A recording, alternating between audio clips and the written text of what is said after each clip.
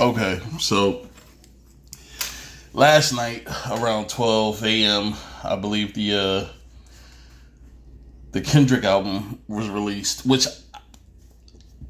I'm not up to date on when music is released. When shit comes out, I that's when I find out about it. So I didn't even realize that his album was supposed to be coming out.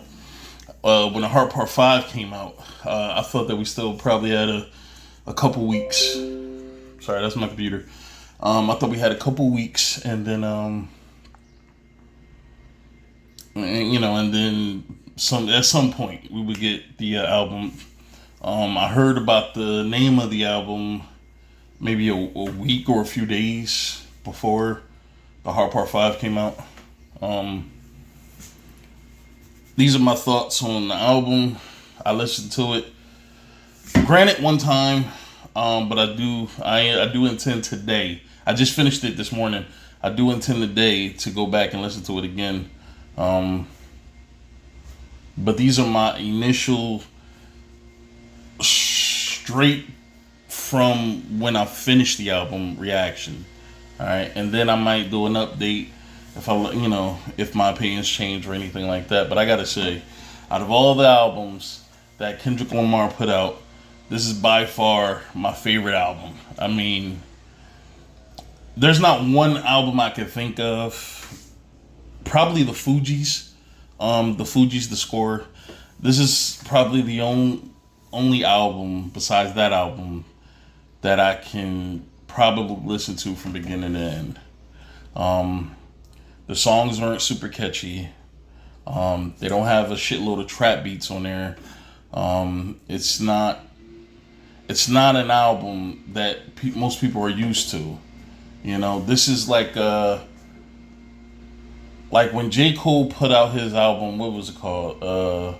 Forest Hills Drive, or no, For Your Eyes Only. For Your Eyes Only.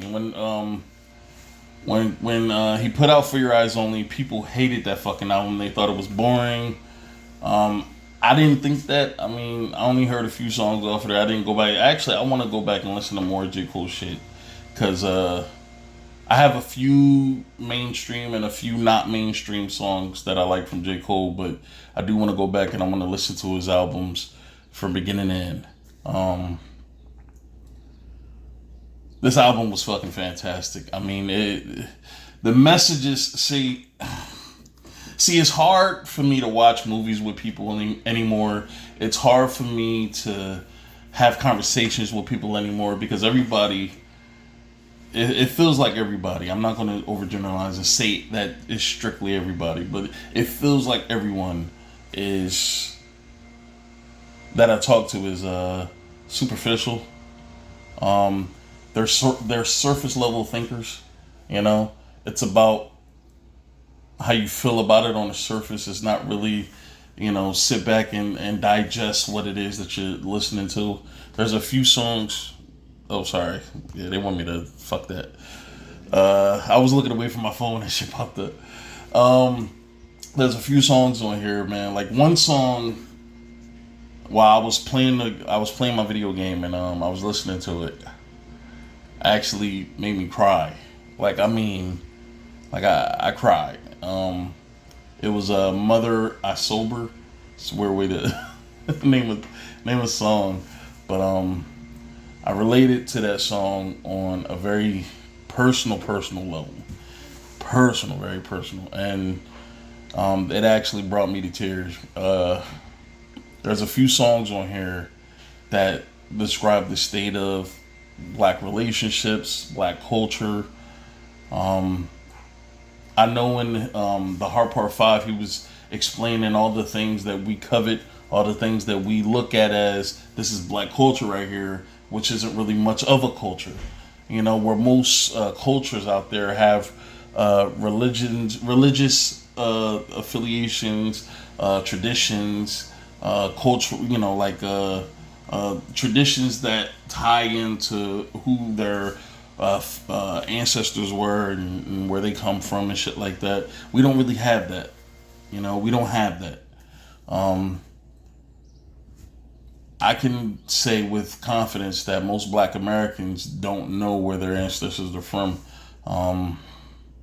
So we don't really have a culture.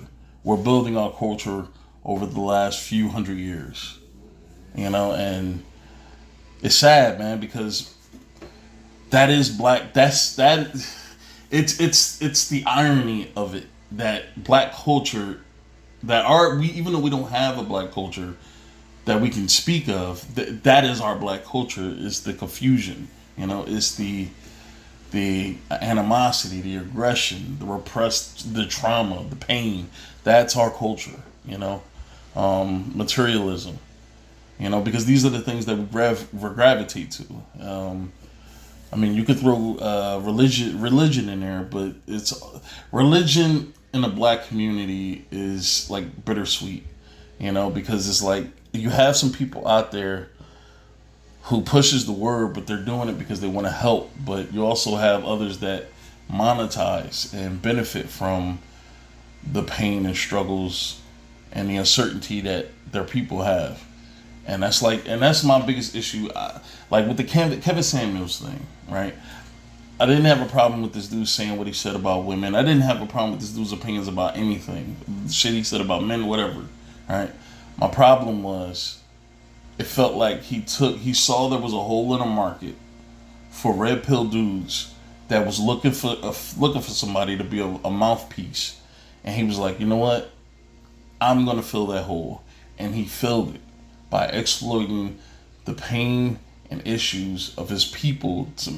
It's like there was a line in one of Kendrick's songs. This is why I love this fucking album so much.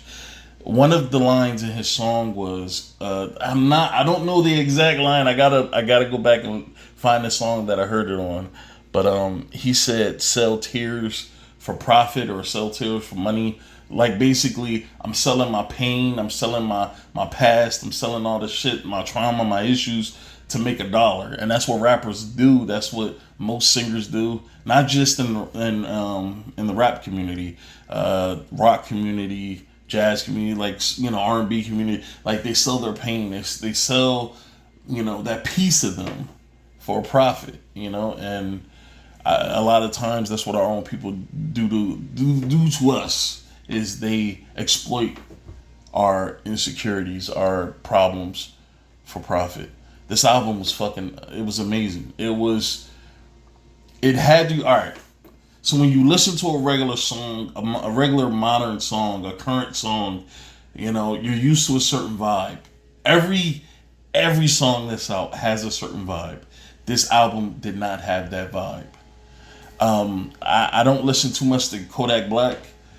But I gotta tell you, man, whenever Kodak did pop up on this thing, it felt weird, but it was comfortable. I adjusted to it quick, like even with the Baby Keem feature, and also I just listened to "We Cry Together" again, and I looked up who Taylor Page was, and she was in this movie called Zola that I watched not too long ago, which was a fucking phenomenal movie.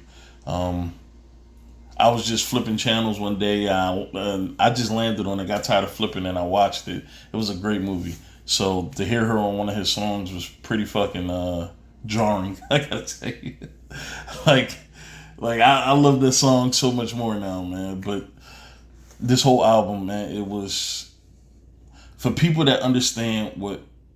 I'm not gonna say that.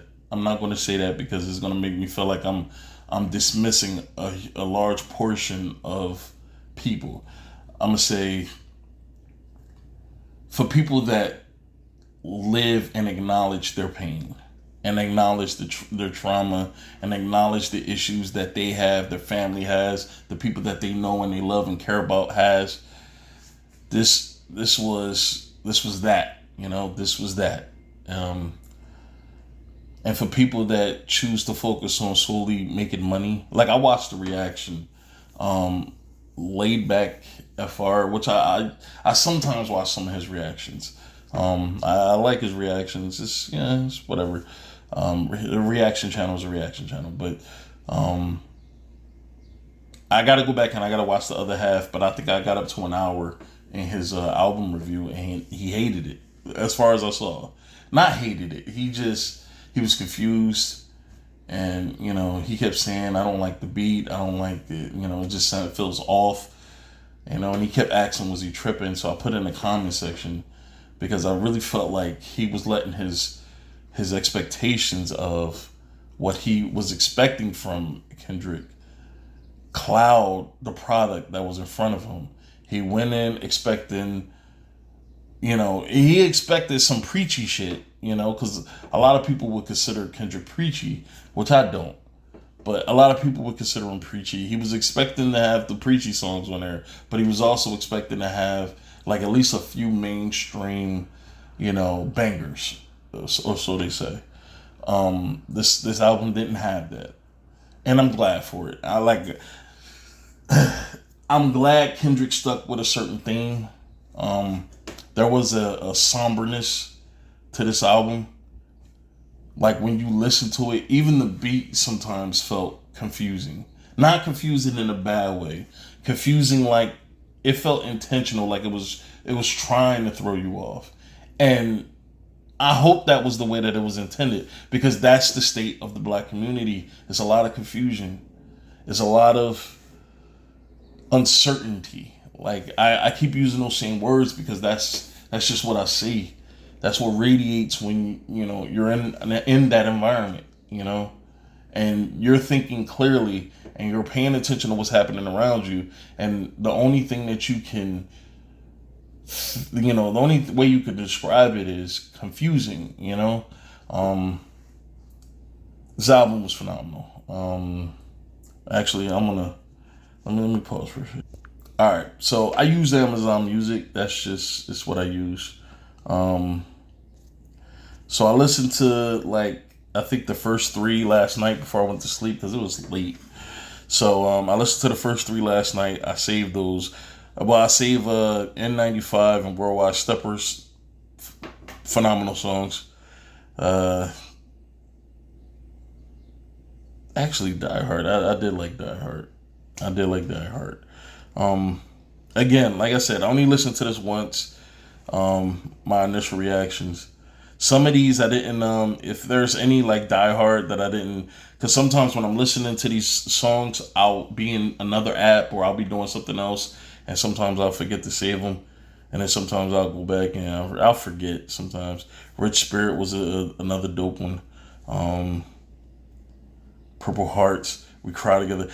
Count Me Out was the first song I was like, I love this fucking song. It was a good song. Silent Hill. I felt like if any song had a chance of being a hit, it was a Silent Hill. Mr. Morale. You see, I was listening to it while I was doing something else. Auntie Diaries was. It was speaking on I guess some transgender messages, but a lot of homosexuality or lesbianism and a lot of stuff like that. Like my mother is a lesbian, and I've always felt like homosexuality and lesbianism is just based in confusion, a lot of abuse. It never felt natural, but that never had me looking at the people like they were less than actual people. And I loved the way he was framing the song, because it was we have family. I have family that's like that, and I wouldn't love them any less. I wouldn't love my nephews, my nieces any less if they decided that's the route they wanted to go down. It's not necessarily something I would want for them, because the first thing I'm thinking, did anybody do anything to you? And that's the first thought that I would have. So anytime that topic is touched on, I feel a little uncomfortable, only because I know that I have conflicting feelings about it. Again, Mother I Sober was a song that made me cry, man. Even the game that I was playing, it was a shooter, so I had to even stop for a second and collect myself. And yeah, it was a great song, man. I don't know. This was a great album, man. I don't know, man. I don't know what to tell people. I don't want to say they're wrong for not liking it. If people don't like this album, I don't want to say they're wrong. Okay, they're not wrong. They're it's okay for them to have their opinion. But this album was fucking phenomenal, man. Like it was, and I thought the Heart Part 5 was another example of another black artist trying to touch on the issues in black community. Like there was a line in the Heart Part 5 that I'm pretty sure people won't find it hard, but I thought this was probably the best line of the song, where he said, we pop a bottle. Hold on, let me see if I can find. Oh, my bad. Let me see if I can find a line so I don't have to guess what it was. All right, right here, and in the Heart Part 5, where he says, "History repeats again. Make amends. Then find a nigga with the same skin to do it. But that's the culture. Crack a bottle. Hard to deal with the pain when you're sober. By tomorrow, we forget the remains. We start over. That's the problem." And yeah, that is the problem. Because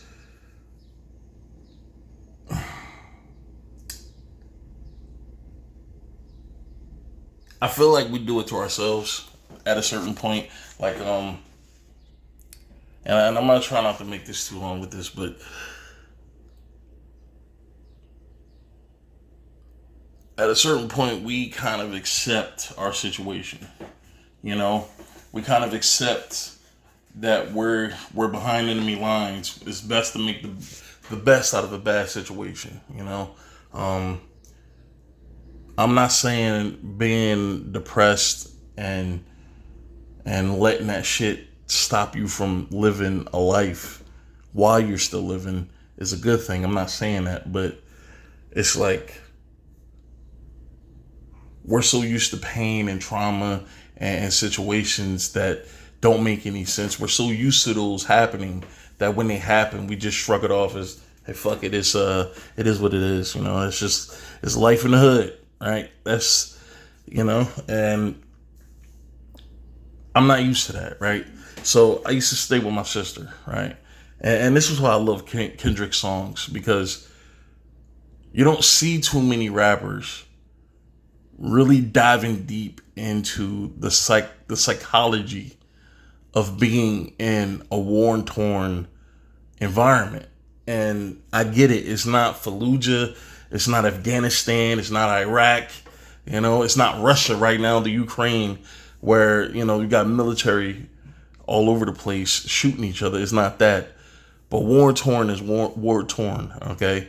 And when you're at war with your own people, it's tough. It's rough, right? So there was this guy that used to live with me. I used to live with my sister. And there was this guy that used to live with my sister, right? Wasn't our boyfriend. It was just a friend of ours. And he was outside playing with these little kids. He said something to the wrong little kid. And I didn't understand why some of the people were freaking out. Like, yo, bro, what are you doing? Do you even know who that is? Come to find out, the kid that he was running his mouth to was a BMF member. He was he was like the local drug dealer, like a bad dude, right? And one of our friends had to go around there and talk to the guy to keep anything from happening. I was freaking the fuck out because this dude lived with us. And if that guy decides, well, fuck what this guy just told us, we about to go over there and we about to handle it. That easily could have happened. Now, and he lived right around the corner from my sister. So he easily could have just walked around, with, from what I understand, he had assault rifles or whatever, could have came and shot the house up. My nephew was there. My baby nephew was there, who's 6 now, but at the time he was a toddler, like maybe 1 or 2, right? I was scared. I was afraid. So what I did was, my sister, for some reason, her lock on her front door was busted, but we usually keep something in front of the door to keep it from getting open. But I pushed the couch in front of that bitch, and I slept like that. And when I was in the house with my nephew by myself, I decided I'm gonna just go to my mom's house. And so I took my nephew over there. when my sister came back and found us gone, she was like, "Why'd you leave?" And I explained it to her, and it almost seemed like she was confused about why I was uncomfortable being in the house. See, we're so comfortable with shit like that taking place that it's not like, just the fact that she doesn't have a lock on her front door should be enough to be like, okay, this is not a good situation. Like, but we're so accustomed to shit like that. Like, for people that actually lived in like violent environments, it's sickening, It's sickening. And it's like, when you get older and you get tired of the same old, or you have kids and you decide that you don't want to live in those environments again, that's when you decide to change, instead of everybody just realizing this isn't good and making a change. And the change won't happen until we stop. What do I mean by stop? Stop living here. Okay? Stop living here.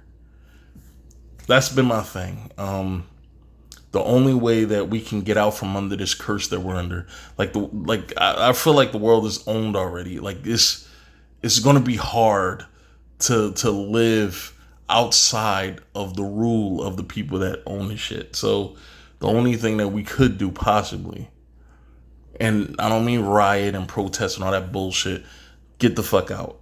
Leave. Go find a patch of land on some distant fucking island where there's no Wi-Fi, no cameras, no nothing. Go to that island. Find a way to make that shit work. Seriously. It sounds crazy when I say it, but that's the only way that we're going to at least have a chance to stop this shit. But people won't be able to give that up. They love their supermarkets. They love their cars. They love their houses with the electricity.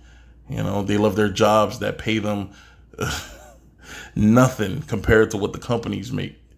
They love that because it's comfortable. People love comfort. When people's reality is introduced to uncertainty and discomfort, is when you notice that they need to make moves to change that. But as long as we're comfortable, we're trapped. That's why I love Kendrick's music, man, because it sheds lights on all different aspects of those kind of things. And the music doesn't have to be catchy. The music doesn't have to be like, oh my God, this is a number one hit. It doesn't have to be that. It's there to serve a purpose. I believe every celebrity, I don't trust no celebrity. But when Kendrick released music, man, it doesn't always feel like the same old shit that you normally hear out of these rappers' mouths. It feels different. Even if it's not different, it just feels different. And this album was fucking amazing. I loved it. But that's it, man. That's it. I normally do sports videos on here. I thought that it'd be nice to do a video on this album.